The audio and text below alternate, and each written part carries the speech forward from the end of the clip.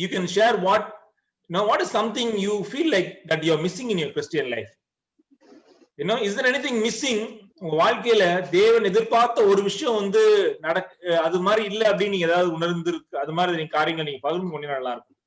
Are we missing anything which is very important before God? தேவனுடைய பார்வையில ஏதோ ஒரு முக்கியமான காரியத்தை நம்ம வந்து தவற விட்டுட்டு வாழ்ந்துட்டு இருக்கிறோமா அப்படிங்கறதுக்கு நம்ம நீங்க பதில் சொன்னீங்கன்னா ரொம்ப நல்லா இருக்கும். We all can share, you can just switch on your mic and you can just share. Is there anything you feel like I'm missing this point in my life அப்படின்னு நினைக்கிறீங்களா?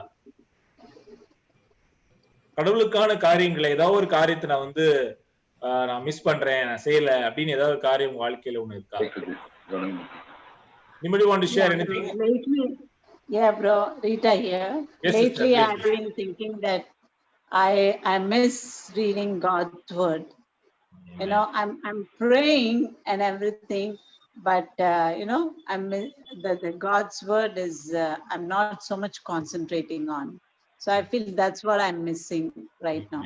Amen. Appreciate sister sharing, being vulnerable to share such point. நான் என்ன share பண்ணேன்னா, நான் நினைக்கிறேன்னா என்னுடைய பசங்களுக்கு இன்னும் வந்து ஒரு ஆன்மீகத்தை பத்தி பேசுறது, அவங்களோட வந்து ப்ரே பண்றது, பைபிள் படிக்கிறது, அதெல்லாம் வந்து மிஸ் பண்ணிட்டோமோ. ஏதோ நிறைய அவங்களுக்கு நிறைய உதவிகள் செஞ்சாங்க கூட, அது வந்து சில விஷயங்கள் வந்து அதை தவற விட்டுட்டோமோன்னு ஒரு எப்போதுமே வந்து இருக்குது. Amen. Awesome. Appreciate bro for sharing. Really appreciate. Anything else you feel like that you're missing, which is very important? You feel like Kalpana sister, please go ahead. I think the basic thing is to have the heart of Christ or the mind of Christ. Last year, something which I really understood is that I'm missing that mindset of Christ. Yes, because with that, the way I'm responding to situation is me, not as Christ. So, and because of that, I'm actually, even though I read the scriptures and all that, but somewhere that the scriptures and my life is not really syncing. It's not really going.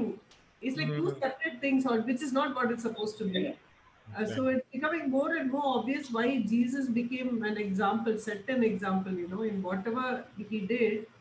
So yeah, I think I'm missing that love of Christ, the mindset of Christ. Amen, sir. Really appreciate. That's right. Anybody else want to share? யாராவது பகிர்ந்து கொள்ள விரும்புறீங்களா? Amen. So I think we all have some point of time, you can also take some time to respond for that question. அந்த time எடுத்துக்கிட்டு நீங்க அந்த கேள்விக்கு பதில் சொல்லலாம். இதோ ஒரு காரியத்தை இழக்கிறோமா அப்படின்னு பார்க்கும்போது, நான் ஒரு சில காரியங்களை நான் பார்க்கும்போது அட்ஜஸ்ட் ஆய்ந்து பாக்குறேன். சுத்தி இருக்கிற கிறிஸ்தவ வாழ்க்கையும் என்னை சுத்தி இருக்கிற கிறிஸ்தவர்களையும் என்னையும் சேர்த்து நான் பார்க்கும்போது ஒரு சில காரியங்களை வந்து நம்ம பைபிள் சமீபமா ஒரு காரியத்தை நான் கடந்து போனேன். அப்போ வந்து இந்த காரியத்தை வந்து தேவன் எனக்கு வெளிப்படுத்தினா நான் நம்புறேன். It really hit me very hard. இது வந்து என்னோட இதயத்தை ரொம்ப பாதிக்கக்கூடியதா இருந்தது. பட் இது வந்து it made me also assurance what we are doing is right அப்படிங்கிற ஒரு மன உறுதி எனக்கு வரவழைத்ததா இருந்தது. அது குறித்து இன்னைக்கு நம்ம படிக்க போறோம். ஆமென். ஏசாயா எழுதிய புத்தகத்துல அதிகாரம் 32 வசனம் 1-14 வரை வாசிப்போம். தமிழ்ல யாரா எடுத்தீங்கன்னா வேகமா தெளிவா வாசிச்சு நல்லா இருக்கும். Book of Isaiah chapter 32 verse 1-14. தமிழ்ல யாரா எடுத்தீங்கன்னா வாசிக்கிறீங்களா? Chandrasekhar. Anybody is there? Tamil படிங்க ராணி ஆண்டி, படிங்க aunty.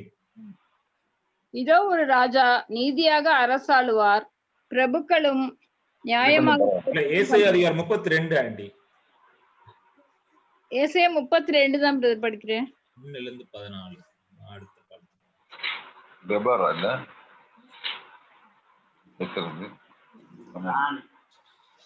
Sorry, I think there's seriously it's not Isaiah, it's Exodus. Sorry. Exodus chapter 32. Exodus 32. யாத்ராகமமா? Yeah, யாத்ராகமம். Okay. என்ன? Yeah. படிக்கட்டுமா பிரதர்? படிங்க ஆண்டி, படிங்க. மோசே மலையிலிருந்து இறங்கி வர தாமதிக்கிறதை ஜனங்கள் கண்டபோது அவர்கள் ஆரோனிடத்தில் கூட்டம் கூடி அவனை நோக்கி, எகிப்து தேசத்திலிருந்து அழைத்து கொண்டு வந்த அந்த மோசேக்கு என்ன சம்பவித்ததோ அறியோம்.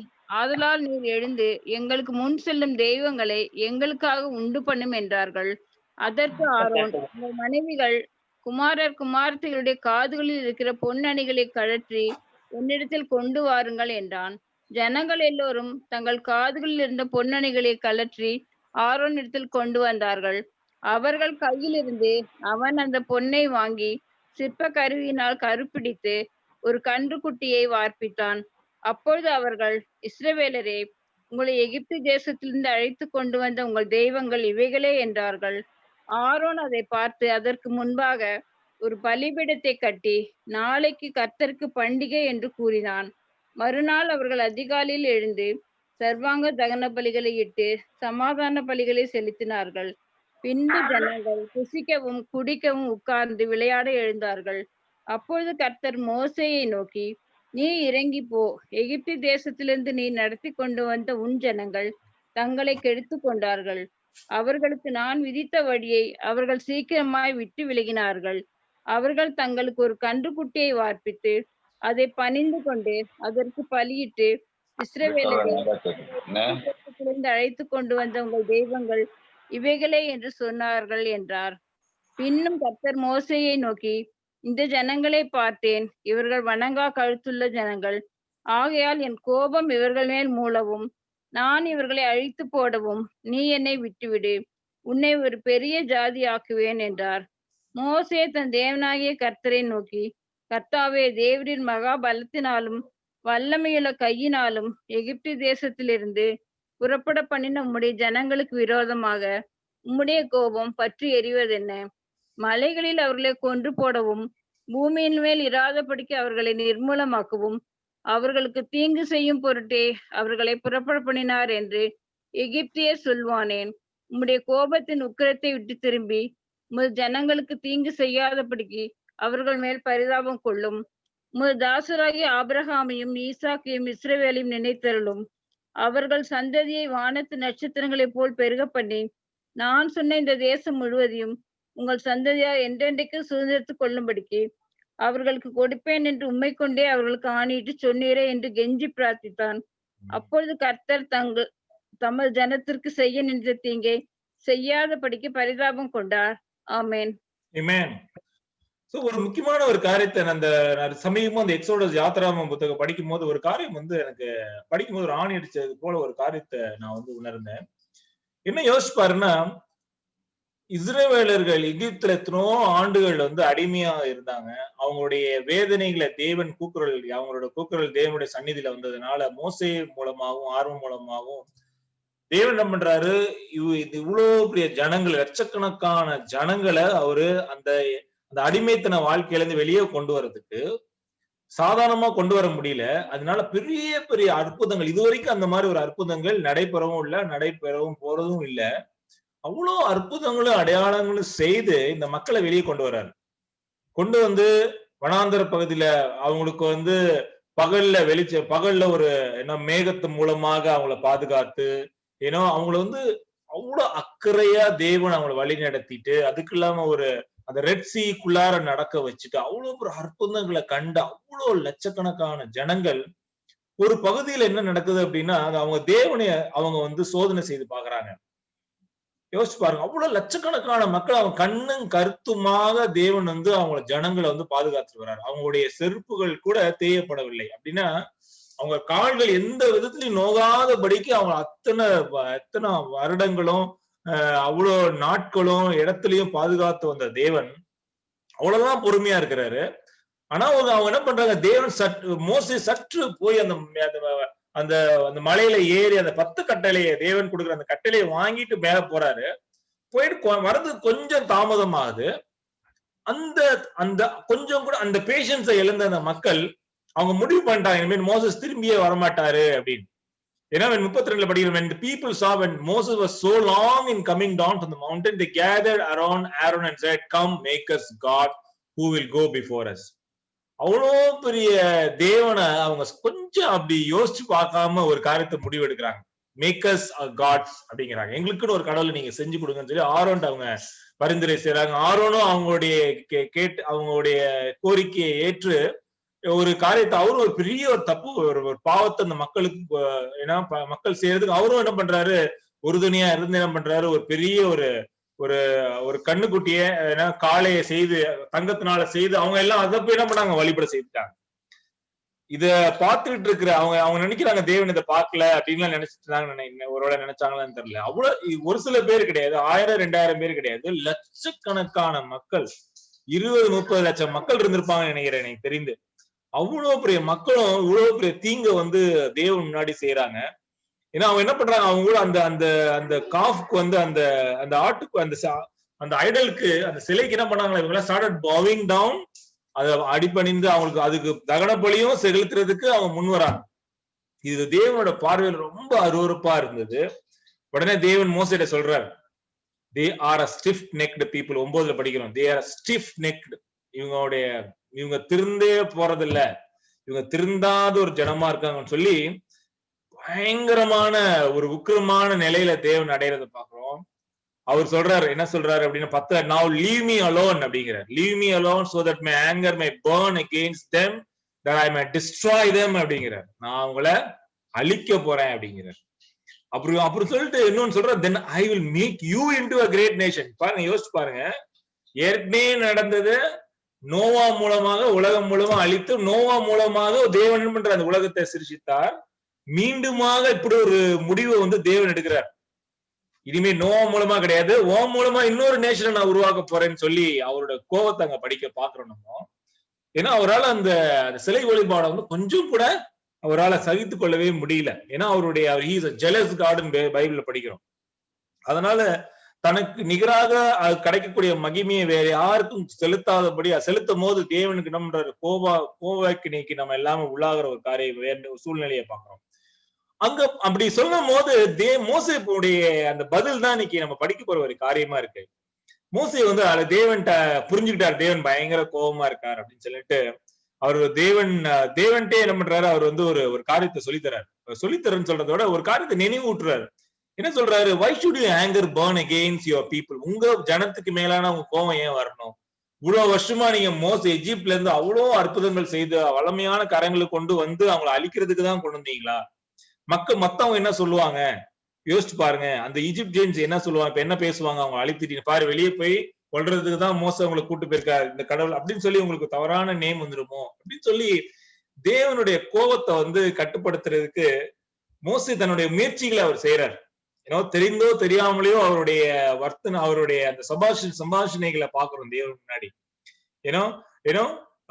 சொல்ற, turn from your fears, anger and relent, do not bring disaster on people. அவங்க கோபத்துல கொஞ்சம் தணிந்து உங்க மக்கள் மேல நீங்க இப்படி ஒரு அழிவு கொண்டு வராம பாத்துக்கோங்க தேவனே அப்படின்னு சொல்லி இந்த மோசே தேவன்ட்ட அந்த ஜனங்களுக்காக பரிந்து பேசுறத இங்க படிக்கிறோம். Right? Remember your servant Abraham. அவர் ஆபிரகாமையும் நினைவூட்டுறார், ஈசாக்கையும் நினைவூட்டுறார், இஸ்ரவேலை நினைவூட்டுறார். பாருங்க, நீங்க வளர்த்த உங்க குமாரர்களை நீங்க எப்படி செய்யலாமா அப்படின்னு சொல்லி அந்த ஜனங்களுக்காக வாதிடுறத ஒரு மோசையை இங்க படிக்கிறோம். இல்ல அவங்களுக்கு அவ்வளவு சொன்ன அப்புறம் வசனம் 14 படிக்கிற ரொம்ப ஆச்சரியமா இருக்கு. மோசேவுடைய அந்த ஒரு பேச்சுக்கு தேவன் என்ன பண்றாரு, செவிசாய்த்து அவ்வளவு உக்கிரமா இருந்த தேவன் மோசேவுடைய அந்த விண்ணப்பத்தை கேட்டு என்ன சொல்றாரு, then the Lord relented and did not bring on his people the disaster he had threatened. அந்த ஜனத்துக்கு மேல வச்ச அந்த உக்கிர கோபத்துல இருந்து அவர் இறங்கி வந்ததை படிக்கிறோம். So what is something which made me really surprised, is there is something, I think there's one thing we all we are already doing it. நம்ம ஏற்கனவே எல்லாம் செய்துட்டு இருக்கிறோம். வேதம் இதை குறித்து நிறைய இடங்கள்ல பேசக்கூடியதாகவும் இருக்கு. We want to talk about a ministry called Ministry of Intercession. Ministry of Intercession அப்படின்னு ஒரு ஊழியத்தை குறித்து நீங்க படிக்கிறோம்.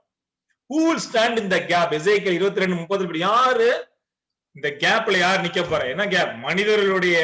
மனிதர்களுக்கும் தேவனுக்கும் நடுவுல இருந்து யார் சரி அவங்களை ஒட்டு சேர்க்க போற அப்படிங்கிற who will stand in the gap அப்படிங்கிறது ஏன்னா எசேக்கியேல் அந்த வார்த்தையை நம்ம படிக்கிறோம்.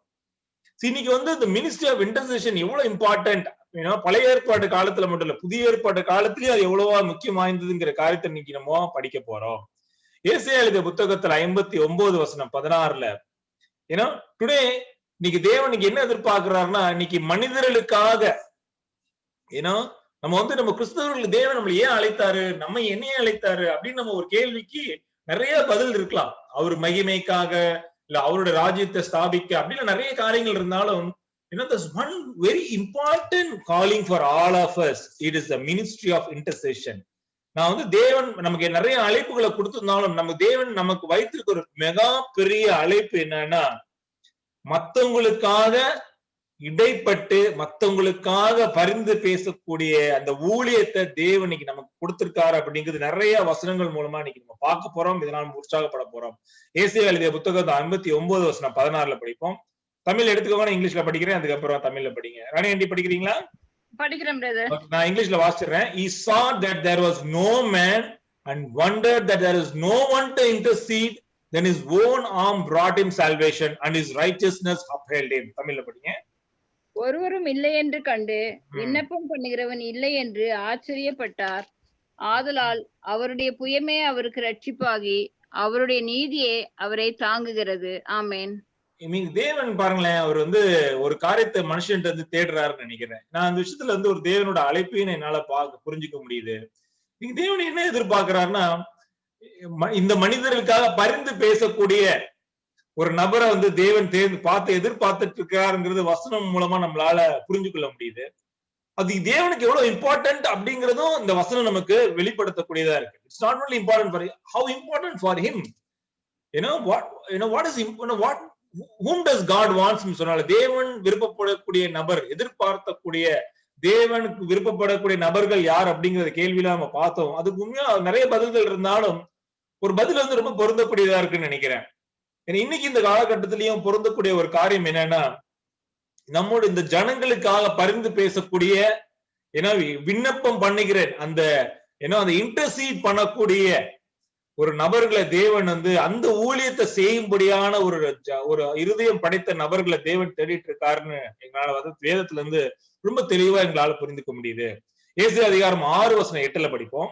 ஏசாயா புத்தகம் 6:8. பின்பு யாரை நான் அனுப்புவேன், யார் நமது காரியமாய் போவான் என்று உரைக்கிற ஆண்டவருடைய சத்தத்தை கேட்டேன். அதற்கு நான், இதோ அடியேன் இருக்கிறேன், என்னை அனுப்பும் என்றேன். ஆமேன்.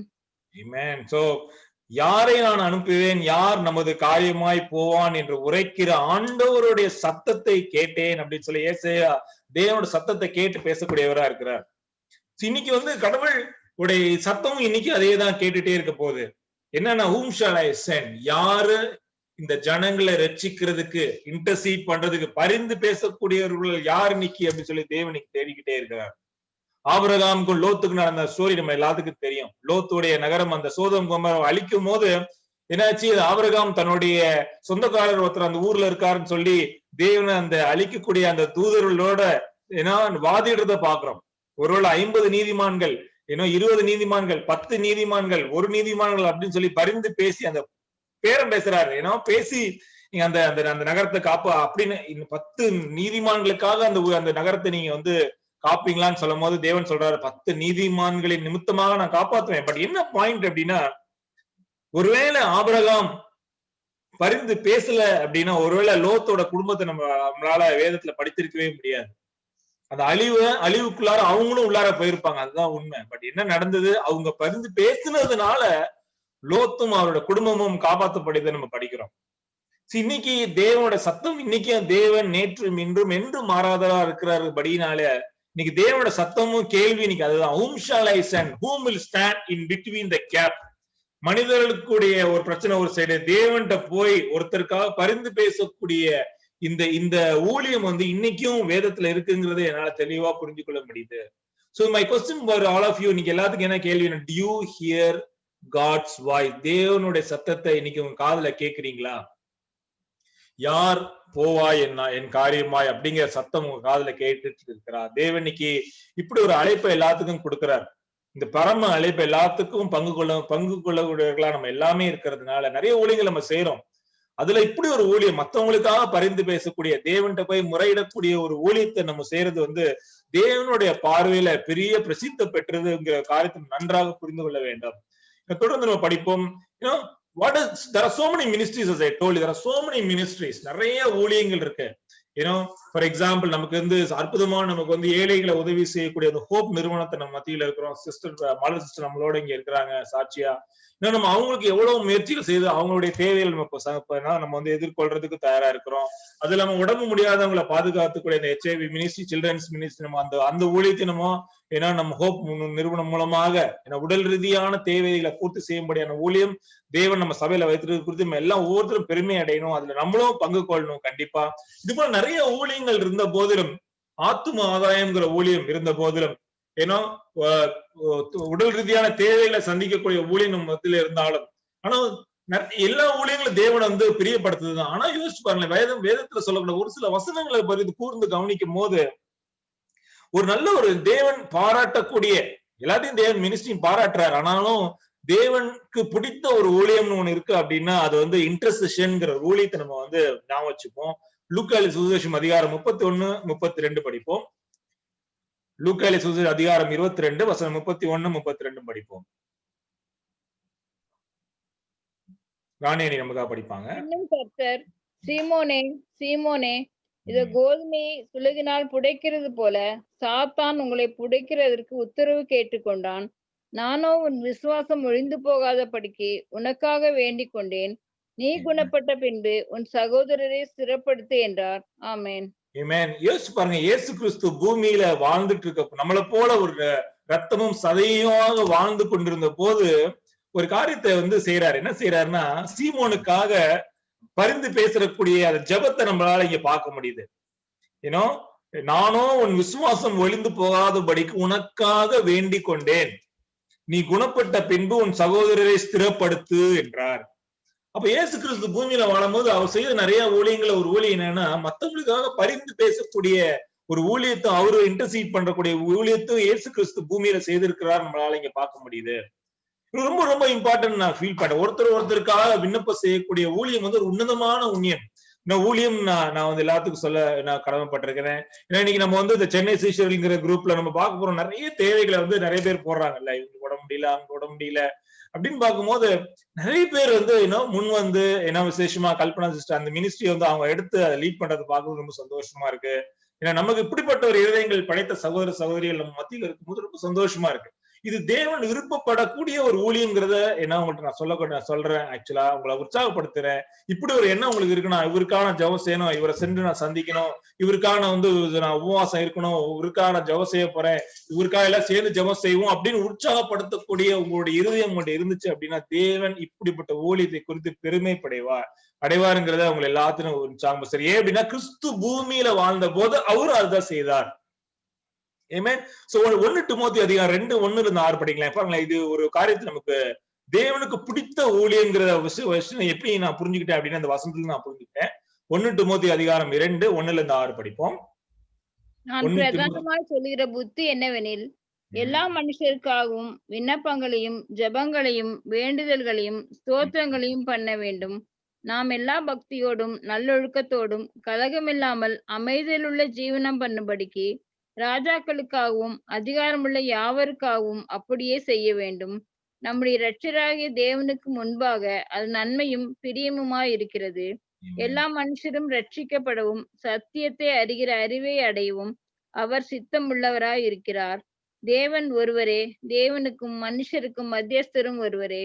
எல்லாரையும் மீட்கும் பொருளாக தம்மை ஒப்பு கொடுத்த மனுஷனாகிய கிறிஸ்து இயேசு அவரே. இதற்குரிய சாட்சி ஏற்ற காலங்களில் விளங்கி வருகிறது. ஆமேன். ஆமென். ஒரு காரியத்தை வந்து ஒரு சாட்சி விளங்கி வருகிறதுன்னு சொல்லிட்டு வசனம் 4ல நம்ம இங்க 3ல படிக்கிறோம். This is good and pleases God our Savior.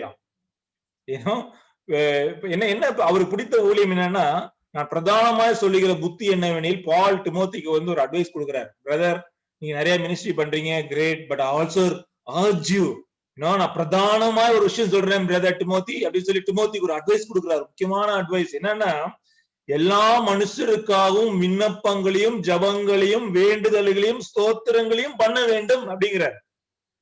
So praying for one another, petitions for one another, intercession for one another, it is one of the biggest calling as God's children, as God's daughters and sons. இன்னும் நம்ம வந்து கிறிஸ்துவோடைய சகோதர சகோதரிகளா இருக்கிற நம்ம அனைவரும், கிறிஸ்துக்குள்ளார இருக்கிற சகோதர சகோதரிகளா இருக்கிற நாம் ஒரு காரியத்தை நம்ம வந்து நினைவூட்டுறோம். எல்லாத்துக்கும் தெரிந்த ஒரு காரியம் தான், இருந்த போது உங்களுக்கு நான் நினைவூட்டுருவேன்.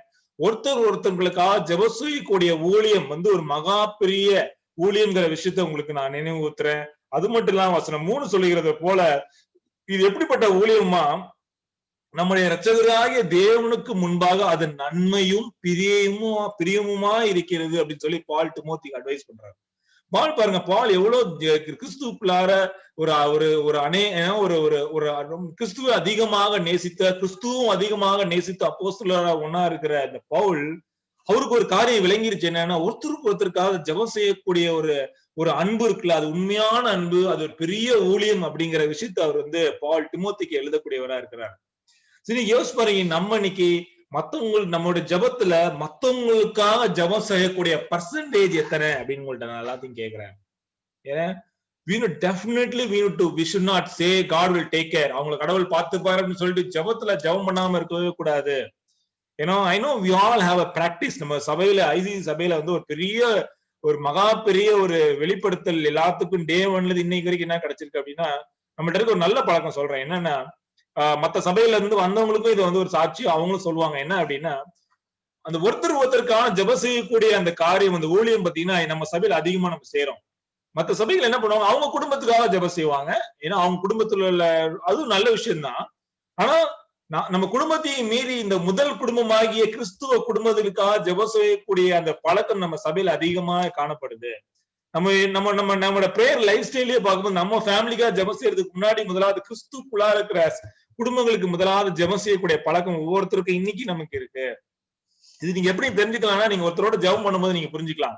ஒரு பழைய கிறிஸ்துவ அந்த ஆதி நம்ம சபையில இருக்க நிறைய ஓல்டு கிறிஸ்டியன்ஸ் எல்லாம் இருக்கிறாங்க. அவங்களோட சேர்ந்து ஜெபம் பண்ணும்போது ஒரு விஷயத்தை நீங்க புரிஞ்சுப்பீங்க.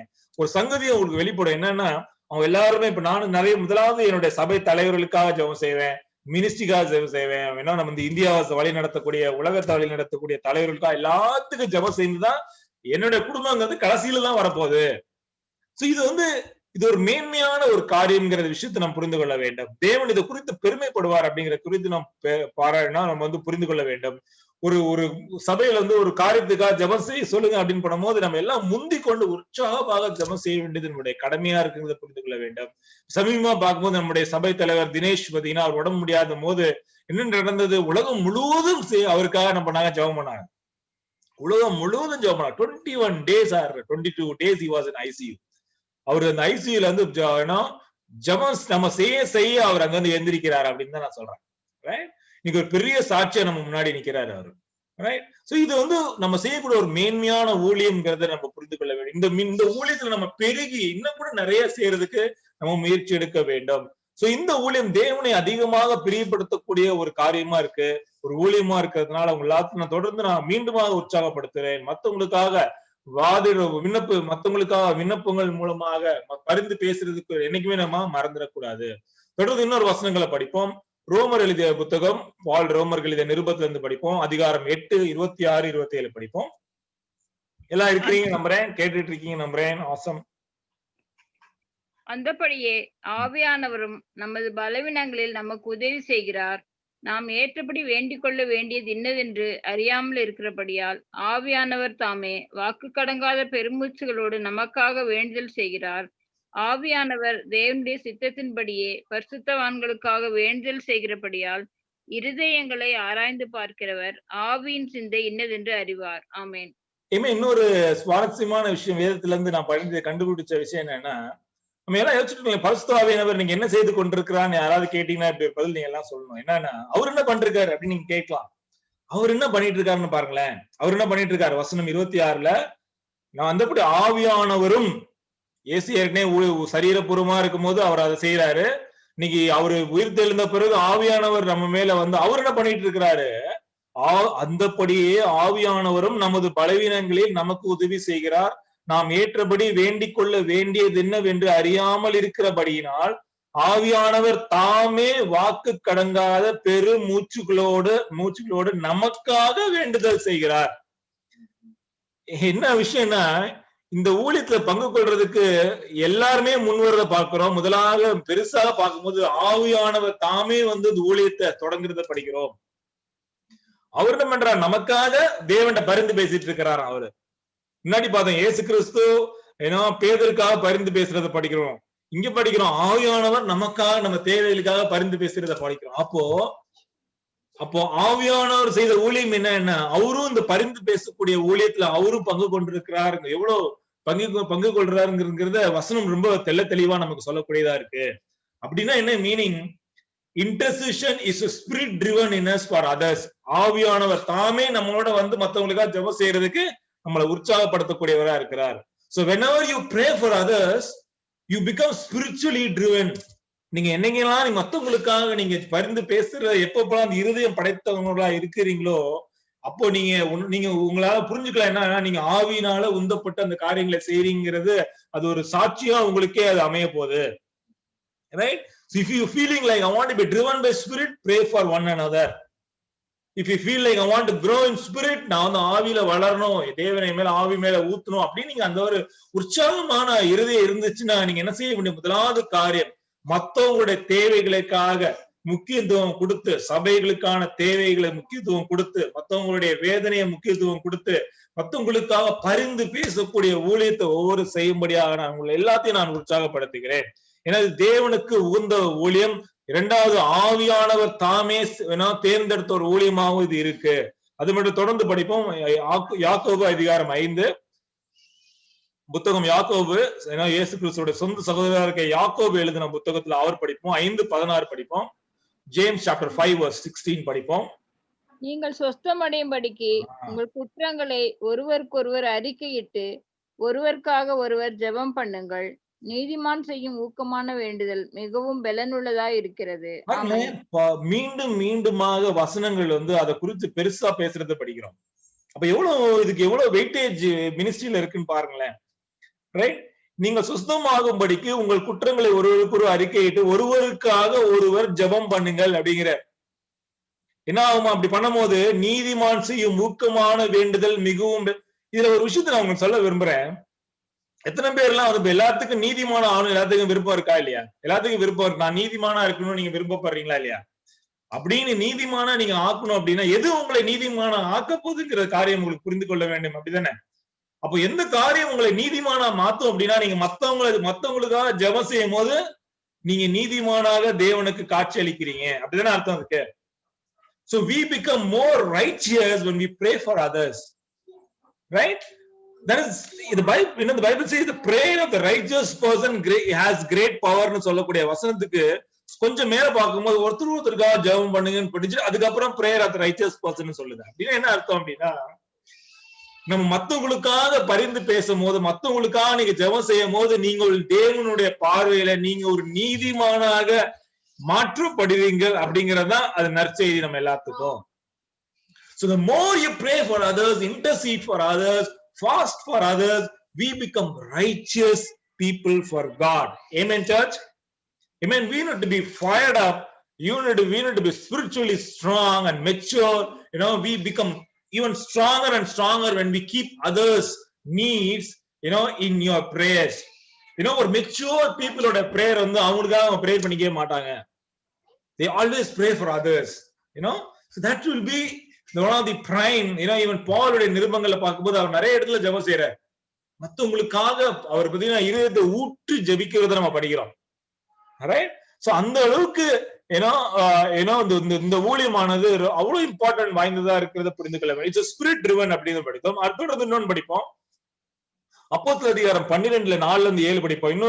இது ஒரு ஆச்சரியமான காரியம். நம்ம இந்த ஆச்சரியம் வந்து நம்ம சபையில தொடர்ந்து நடந்துகிட்டே இருக்கு. தொடர்ந்து படிப்போம். அப்போஸ்தலர் அதிகாரம் 12 4-7 படிப்போம். அப்போஸ்தலர் அதிகாரம் 12, அப்போஸ்தலர் எழுதிய நடபடிகள்ல அதிகாரம் 12 வசனம் 4-7 படிப்போம்.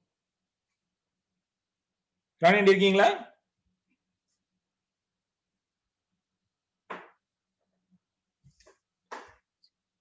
Oh, Prani and is there? Okay, maybe you would have asked. Anybody want to try?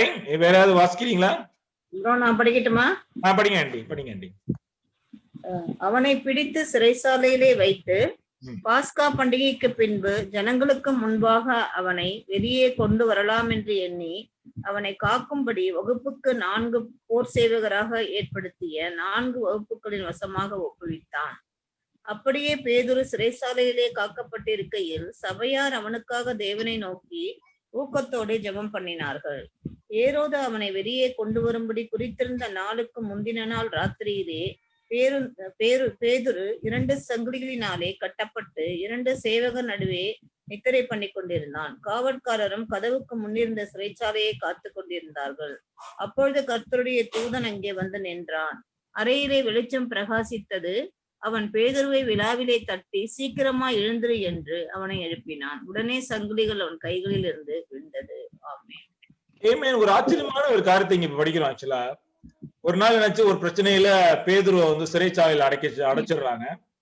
ஏன்னா அவங்கள வந்து இப்ப ஹேரோது இந்த என்ன பேதுரு வந்து ஒரு அநீதியான ட்ரையல் பண்ணி அவர் கொல்லணும்னு தான் பிளான் பண்றாரு. பட் இதை கேட்ட என்ன பண்ணாங்க, அந்த சபையானவர் 5ல படிக்கிறோம். So Peter was kept in prison, but the church was earnestly praying to God for him. யோசிச்சு பாருங்க, ஒருத்தருக்காக ஜெபம் செய்யக்கூடிய ஊழியம் வந்து, ஏன்னா ஒருத்தருக்கான செய்யக்கூடிய ஊழியம் வந்து அதோட ரிசல்ட் நம்ம படிக்கிறோம் எவ்வளவு அற்புதமா இருக்கு அப்படின்னு. ஒரு சில பேர் சேர்ந்து ஒருத்தருக்காக ஜெபம் செய்யக்கூடிய ஊழியம் அதோட சிறந்த ஊழியமா இருக்கு. ஒரு சபையே சேர்ந்து ஒருத்தருக்காக ஜெபம் செய்யும் போது அங்க என்ன நடக்குது அப்படின்னு பார்க்கும்போது நமக்கு ரொம்ப ஆச்சரியமா இருக்கு. ஏன்னா பைபிள் சொல்லுது, when Peter was in prison, ஏதோ ஒரு மூலையில ஒரு டஞ்சன்ல ஒரு சிறைச்சாலையில பேதுரு இருக்கிறாரு. But we see the church was in verse 5, but the church was earnestly praying to God for what an interesting word. தமிழ்ல அது உங்களுக்காக நான் படிக்கிறேன். அப்படியே பேத சிறைச்சாலையிலே காக்கப்பட்டிருக்கையில் சபையோர் அவனுக்காக தேவனை நோக்கி ஊக்கத்தோட ஜெபம் பண்ணினார்கள். சாதாரணமா ஜெபம் பண்ண ஊக்கத்தோடு ஜெபம் பண்றாங்களா? அப்ப யோசிச்சு பாருங்க எப்படி பிரேயர் பண்ணிருப்பாங்க. They would be really falling on their knees, bowing down on their head and pleading for Peter's life. பேதுருடைய உயிருக்காக அவங்க எல்லாம் சேர்ந்து ஜெபம் செய்யறாங்க. சபையே சேர்ந்து ஒருத்தருக்காக ஜெபம் செய்யக்கூடிய ஒரு சூழ்நிலையை படிக்கிறோம். அப்படி செய்துட்டு இருக்கும் போது ஒரு சைடு ஜெபம் பண்ணிட்டே இருக்கிறாங்க. யோசிச்சு பாருங்க, 5ல ஒரு சைடு ஜெபம் பண்ணிட்டே இருக்கிறாங்க. 6ல படிக்கும், the night before Herod was to bring him in trial. That night, அந்த நைட்ல ஒரு நைட் ஆஃப் நைட் பிரேயர் போயிட்டு இருக்காங்க, ஃபுல் நைட் பிரேயர் போயிட்டு இருக்கு. ஒரு இடத்துல அடுத்த இடத்துல இன்னொரு பகுதியில இன்னொரு கேமரால படிக்கணும். 6ல the night, Peter was sleeping between 2 soldiers bound with 2 chains and sentries stood guard at the entrance. அவ்வளோ வாட்ச்மேன் செக்யூரிட்டிஸ் அவரை பாதுகாக்கிறாங்க. அப்படி நடுவுல ஒரு சைடு ஜெபம் பண்ணிட்டு இருக்கு, இன்னொரு கேமரால பார்க்கும்போது வசனம் 7ல படிக்கிறோம். ரொம்ப ஆச்சரியமா இருக்கு. படிக்கும் போதே மெய்சில் இருக்குது சில வசனங்கள். 7ல while they were praying as a church in one part of the city, we see God's response in other part of a place where nobody can even enter there. வசனம் 7ல suddenly, இந்த வசனம் இந்த வேர்டை புரிஞ்சுக்கோங்க. Suddenly an angel of the Lord appeared and the light shone on the cell. He struck Peter on the side and woke him up. Who? The angel struck Peter on the side and woke him up, and he said, "Quick, get up," he said, and the chains fell off Peter's wrist. We might be wondering, can God respond quickly? தேவன் என்னுடைய ஜபத்துக்கு, நம்மளுடைய சேர்ந்து சபை செய்யக்கூடிய விண்ணப்பத்துக்கு உடனே பதிலளிப்பார்னு நீங்க ஒரு சாட்சியை தேடினா வசனத்துல இது இப்படிப்பட்ட ஒரு சாட்சி வேற எங்கேயுமே கிடையாது. Because while they were praying, here we see an angel comes for a deliverance of Peter here. The impact, the result, God's responses here was so swift and quick, like a lightning போல ஒரு தேவன் பதிலளிக்கிறத படிக்கிறோம். Right? While they were praying, God, as a church, on the other side, we see the response from God. இன்னைக்கு, we might be wondering, நம்ம பிரே கூட சேர்ந்து நிறைய ஜெபம் பண்ணிருக்கோம்ல. நம்ம வந்து we were doing நம்ம லிஸ்ட் எல்லாம் போட்டு, Kalpana, a lot of people are doing that list எல்லாம் போட்டு 6ல இருந்து 7, 7ல இருந்து 8, 8ல இருந்து 8 நிறைய நம்ம பிரேயர் பண்ண மாதிரி நம்ம நினைச்சிட்டு இருக்கோம். என்ன நடந்ததுன்னா, நம்ம ப்ரே பண்ணிட்டே இருக்கும் போது there was some healing happening on the other side. We wouldn't have seen such miracle, right? நம்ம அதை பார்த்திருக்க மாட்டோம். But believe me, while we are praying together, God started responding. moment we come together as a church, சபையாக ஒன்று சேர்ந்து ஒரு காரியத்தை ஜெபம் செய்யும் போது தேவன் இன்னொரு இடத்துல வேணா ஒரு பெரிய வெற்றியை செய்யறதுக்கு தயாராகிறாரு.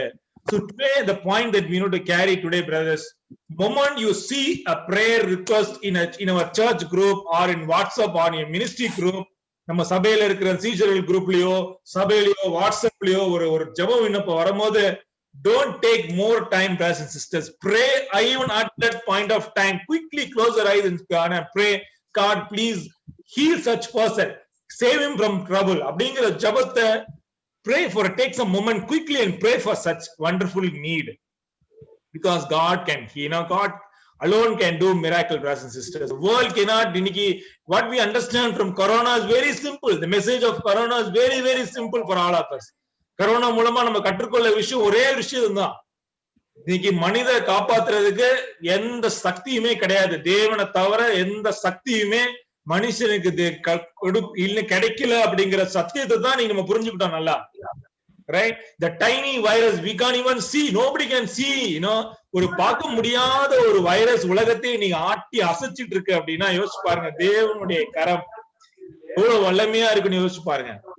ரைட்? இன்னைக்கு மனிதர்கள் என்னென்னலாம் பண்ணாலும் ஒன்னும் பண்ண முடியாது அப்படிங்கறத நம்ம புரிஞ்சுக்கிறோம். சோ இன்னைக்கு தேவனுடைய இந்த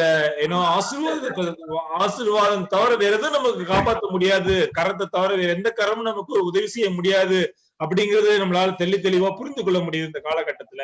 So we need to believe how God can sometimes respond amazingly quickly when we come together and pray, brothers and sisters. So it is a responsibility. இது நம்மளுடைய கடமையா இருக்கு. இது ஒரு தேவன் விருப்பப்படக்கூடிய ஒரு ஊழியமா இருக்குங்கிறத I want to re-insist one more time. இது நான் திருப்பிமாக நான் சொல்லக்கூடிய ஒரு காரியம். மத்தவங்களுக்காக ஜெபம் பண்றதுக்கு, இன்டர்சீட் பண்றதுக்கு தயங்காதீங்க. because that will make you righteous as the Bible says. அது உங்களை ஒரு நீதிமானாக மாற்றுங்கிற விஷயத்தை நம்ம புரிந்து கொள்ள வேண்டும். மத்தவங்களுக்காக நம்ம ஜெபம் செய்யறதுல முதல்ல சோர்ந்து போகாம ஜெபம் செய்ய முன் வருவோம்.